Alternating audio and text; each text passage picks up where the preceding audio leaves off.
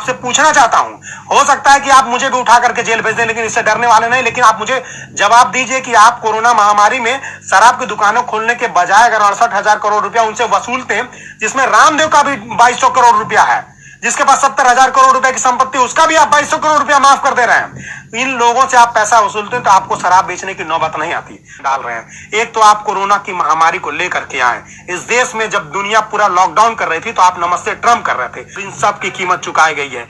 यकीन तौर पर हमको मीडिया का काम इसलिए करना पड़ रहा है, हमको मीडिया का काम इसलिए करना पड़ रहा है क्योंकि मीडिया सच्चाई नहीं बता रही है। और बात कह रहा हूं, अगर नरेंद्र मोदी जी किसी कोर्ट में मुझे खड़ा करेंगे तो मैं उसमें जवाब दूंगा।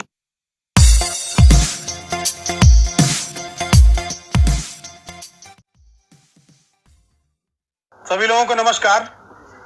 अभी मोदी जी भाषण दे करके गए हैं, लंबा चौड़ा प्रवचन दे करके गए हैं और उन्होंने आत्मनिर्भर भारत और 20 लाख करोड़ रुपए का जुमला छोड़ करके फिर गए हैं। और इस 20 लाख करोड़ और ये आत्मनिर्भर भारत के लिए उन्होंने 5 सूत्र बताए हैं, उसका मैं पोस्टमार्टम करने के लिए यहां पर आया हूं। उन्होंने बताया economy, infrastructure, system, demography, demand and supply chain, ये 5 बिंदु बताए हैं, स्तंभ बताए हैं जिसमें भारत आत्मनिर्भर बनेगा।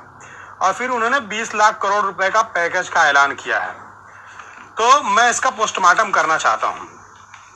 तो सबसे पहले 20 लाख करोड़ रुपए की बात कर रहे थे, बहुत बड़ी रकम है। मोदी जी जो बोल करके गए हैं, 20 लाख करोड़ को अगर 130 करोड़ देशवासियों को बांटा जाए तो 15,384 रुपए 61 पैसे ऐसे आएगा।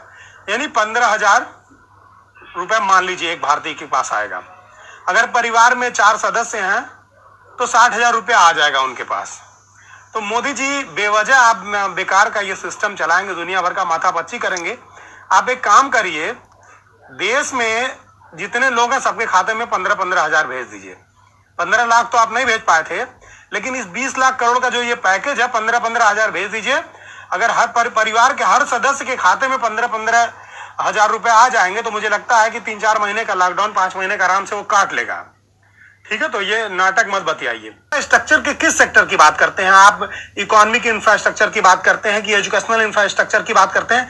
कौन सा इंफ्रास्ट्रक्चर आपने बनाया है? अगर आप हमारे संवैधानिक जो संस्थाएं हैं देश की, उसके इंफ्रास्ट्रक्चर की बात करते हैं तो आपने जो इंफ्रास्ट्रक्चर देश में खड़ा कर किया है वो यही कहता है कि आज प्राइवेटाइजेशन का युग आ गया है। आपने सभी सरकारी स्कूलों को बर्बाद कर दिया, सभी सरकारी संस्थानों को बर्बाद कर दिया, रेल को बर्बाद कर दिया है। आप जो इंफ्रास्ट्रक्चर देश का था, जो देश के लोगों का था, देश के टैक्स के चलता था, वो निजी हाथों में बिक रहा है। एयरपोर्ट बिक रहा है, रेलवे बिक रहा है, ओएनजीसी बिक रहा है, इंडियन ऑयल कॉर्पोरेशन का हिस्सा बिक रहा है। तो ये इंफ्रास्ट्रक्चर की जो आप बात कर रहे हैं वो पूरी तरह से बर्बाद हो रहा है। देश प्राइवेट हाथों में जा रहा है। और आज कोरोना महामारी में पूरा देश ये जान गया है कि प्राइवेट अस्पताल जो हमारे सरकारी अस्पतालों से बेहतर माने जाते थे, आज कोरोना पर उन्होंने हाथ खड़ा कर दिया। किसी भी प्राइवेट अस्पताल में कोरोना के मरीज का इलाज नहीं किया जा रहा है, हाथ खड़े कर दिए गए हैं। तो इंफ्रास्ट्रक्चर की जो आप बात कर रहे हैं तो वो पूरी तरह से इंफ्रास्ट्रक्चर नाम का कोई व्यवस्था हमारे देश में नहीं रह गया है। ये देश के लोगों का मनोबल है, लोगों का देश से प्यार है कि वो देश से इतना प्यार करते हैं कि वो अपना सब कुछ त्याग करके, लड़ करके, अपना दर्द भूल करके देश के इंफ्रास्ट्रक्चर को मजबूत किए हैं। उसमें आपका कोई हाथ नहीं है। इसके बाद आप कहते सिस्टम, और सिस्टम के साथ आपने एक बात जोड़ी कि वैज्ञानिक सोच होनी चाहिए हमारे लोगों की। आप जो सिस्टम की बात कर रहे हैं तो पहले वैज्ञानिक सोच की बात करने हैं। आपके जितने भी सांसद विधायक हैं इसी कोरोना महामारी में गौमूत्र से इलाज कर रहे थे, लोगों को सलाह दे रहे थे कि एयरपोर्ट से उतरते उनको गौमूत्र पिलाया जाए, गोबर में नहलाया जाए। हैं? तमाम तरह के टोने टोटके बता रहे थे कि ये मंत्र जाप करोगे तो कोरोना चला जाएगा। कहीं भी आपने पूरे सिस्टम की जो साइंस की बात कर रहे थे उसमें आपने पाखंड, जातिवाद, मनुवाद, ब्राह्मणवाद की तरफ मोड़ करके रख दिया। हर तरफ हमारा सिस्टम इससे छूता नहीं, अछूता नहीं है। हमारे सिस्टम में आज पाखंड पूरी तरह से घुस गया, वहां वैज्ञानिक सोच की कोई जगह नहीं रह गई है। आपका जो स्वास्थ्य मंत्री है वो उल्टा सीधा बयान देता है। आपका जो केंद्रीय स्तर का मंत्री, जो प्रवक्ता है, वो गोबर और गोमूत्र जाकर के टीवी पर कह रहा है। सिस्टम की आप बात करते हैं।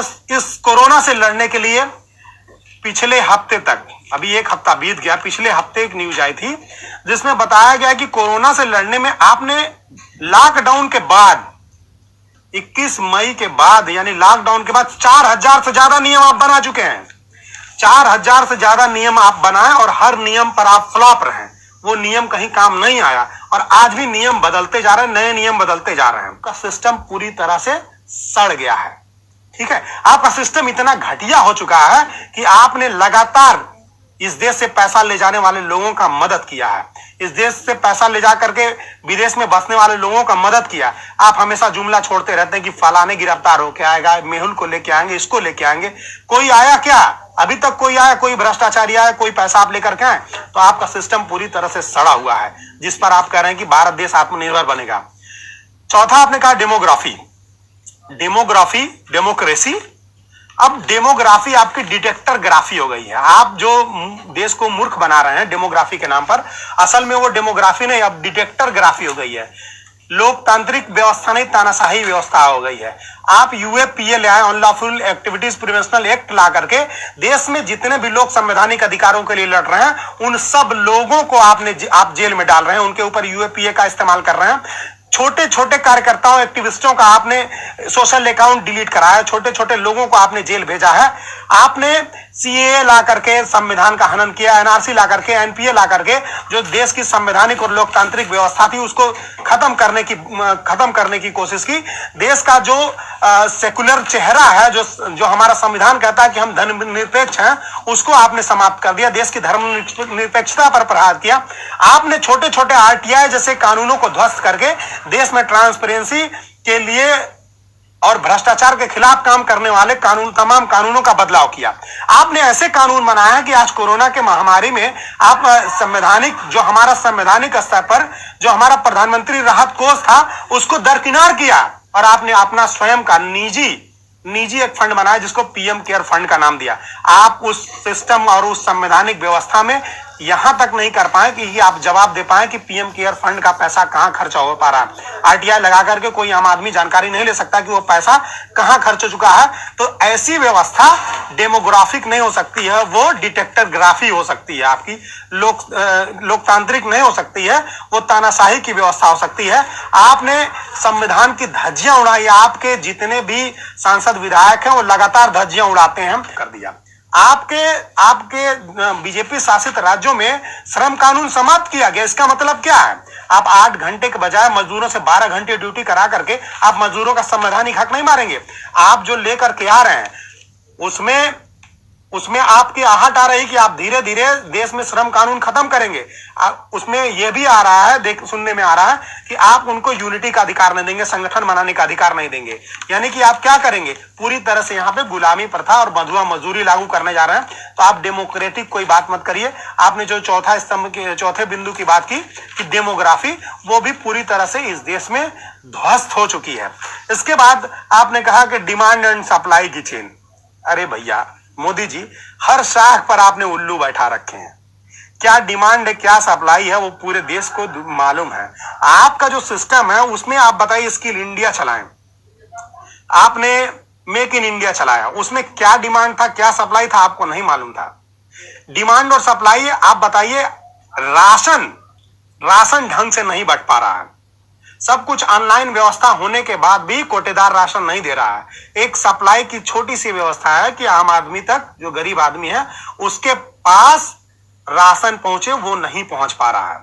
आज कोरोना महामारी है, फूड कॉर्पोरेशन ऑफ इंडिया के पास इतना ज्यादा राशन है कि पूरा देश 6 महीने तक बैठ करके खा सकता है, लेकिन एक गरीब आदमी तक अभी वो राशन नहीं पहुंच पा रहा। आपकी सप्लाई चेन यानी हर शाख पर आपके उल्लू बैठे हैं। पर बात नहीं किया कि हमारा मजदूर, चेन्नई से मजदूर ट्रेन चल रही है, 2400 रुपया उसका किराया आप ले रहे हैं दिल्ली तक के लिए। गोरखपुर उसको आना है, गोरखपुर आने के लिए कोई ट्रेन नहीं है। चेन्नई से वो दिल्ली जाएगा और दिल्ली से गोरखपुर कैसे आएगा इसकी कोई व्यवस्था नहीं है। और उसको आने के लिए 2400 रुपया आप किराया ले रहे हैं। 2400 रुपया किराया लेकर के आप ऑनलाइन बुकिंग कराना। आप जानते हैं मजदूर अनपढ़ है, गंवार है, वो ऑनलाइन बुकिंग नहीं कर सकता। 400-500 रुपया उससे कमीशन लिया जा रहा है।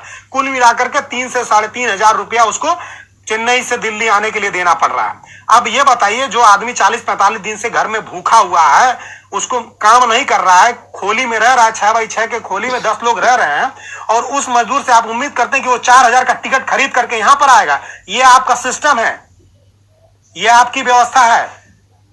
आप इस पर आप बात क्यों नहीं कर पाए कि हमारे एक बार शोक व्यक्त कर दिए होते कि हमारे इतने मजदूर रास्ते में पैदल चलते चलते मर जा रहे हैं। वो देश से प्यार नहीं करते हैं, वो सवाल उठा रहे हैं क्या?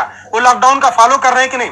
इस देश की जनता ने, 130 करोड़ जनता ने घर में बैठ बंद रह करके 40 दिन भूखे रह करके, कम खा करके, बीमार रह करके, इलाज न करा करके लॉकडाउन को फॉलो किया, लॉकडाउन का अनुसरण किया। लेकिन आपने जरा सी लालच करके शराब की दुकानें खुलवा दी, और शराब की दुकानों पर जो भीड़ लगा उसने लॉकडाउन के पर्पज को पूरी तरह से खत्म कर दिया। दुकानों पर जो भीड़ लगा उससे इंफेक्शन इधर उधर फिर से फैल गया, और लॉकडाउन का पूरा पर्पज आपका फ्लॉप हो गया।